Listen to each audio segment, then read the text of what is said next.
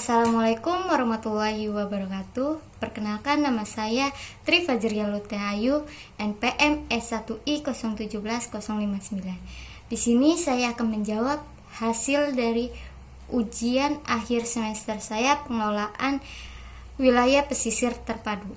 Baik, di sini saya akan menjelaskan hasil jawaban pada nomor 1. Yang pertama, soalnya permasalahan dan solusi pada wilayah pesisir di daerah masing-masing.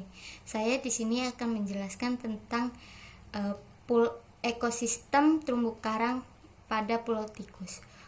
Pulau Tikus merupakan pulau kecil yang terletak di sebelah barat kota Bengkulu dengan jarak sekitar 10 km dari pusat kota.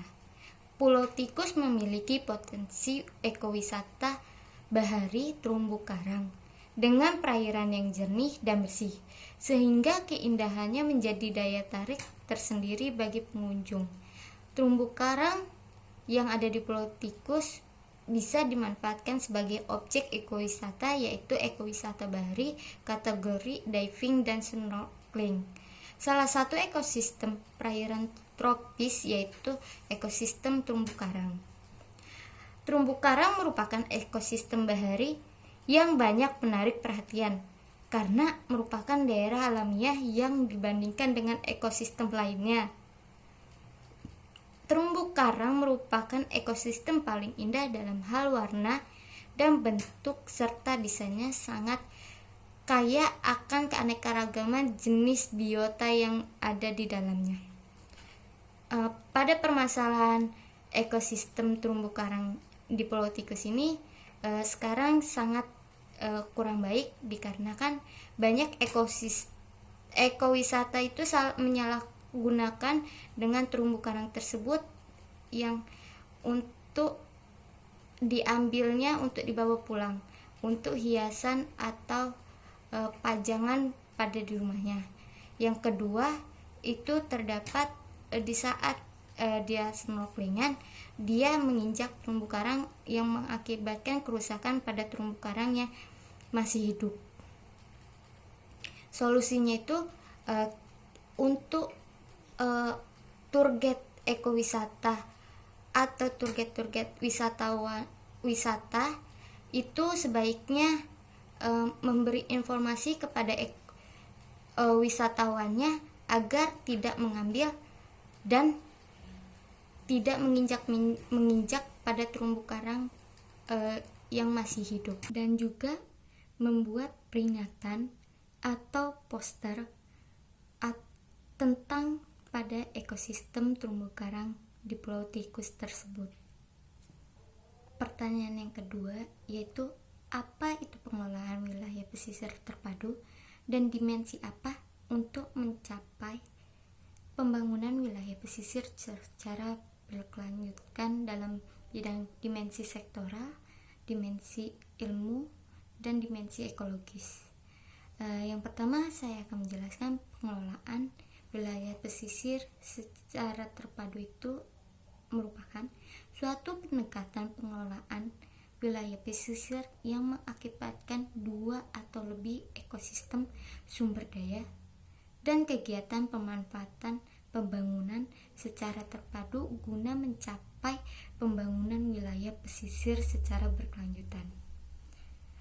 Dimensi sektor kelautan dan perikanan merupakan salah satu sekian potensi wilayah pesisir dan lautan memiliki dasar yang kuat dan mampu memiliki menjadi penghela utama prime mover perekonomian nasional karena ditunjang oleh kekuatan yang bersumber dari potensi sumber daya alam yang sangat besar. Orientasi pembangunan semata dan pembangunan berkelanjutan mempunyai titik perhatian yang berbeda. Kebanyakan model pembangunan yang bertumpu pada pertumbuhan ekonomi semata pada akhirnya penghasilan dampak negatif yang tidak terduga. Hal ini karena biaya sosial dan biaya lingkungan social and environmental cost yang ditimbulkan tidak diperhitungkan dengan cermat. Menurut Rajbini 1996. Tarik-menarik dimensi antara peran strategi dan prospek cerah dari ekosistem wilayah pesisir dan lautan di Indonesia dengan kecenderungan pembangunan yang mengancam kapasitas berkelanjutan. Kondisi demikian diterangi akibat pendekatan dan kebijakan pembangunan wilayah pesisir dan lautan selama ini dilakukan secara terpilih-pilih dan sektor, di samping tujuan pembangunan yang hanya mengejar economic growth pada sifat the nature dari ekosistem wilayah pesisir dan lautan itu berintegral atau terpadu oleh sebuah keterkaitan ekologis yang sangat dinamis serta kompleks, sehingga mengharuskan perencanaan dan pengelolaan pembangunan wilayah pesisir dan lautan sejatinya dilakukan atas dasar visi berorientasikan kepada aspek terpaduan dan mendukung tercapai pembangunan yang berkelanjutan.